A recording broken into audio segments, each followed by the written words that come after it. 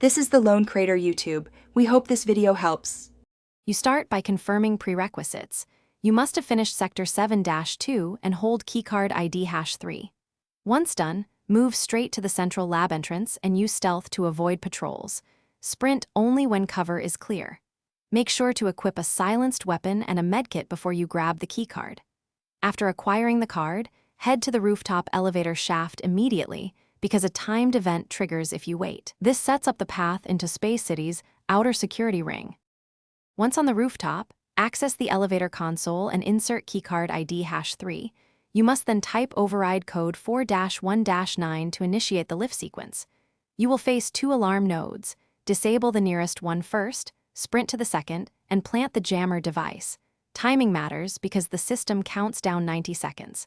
Make sure to use cover between nodes and toss a smoke grenade if enemies close.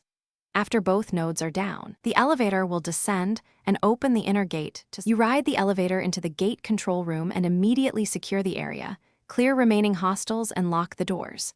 Then approach the core relay and activate it to begin the airlock sequence. Watch the status lights turn green before proceeding.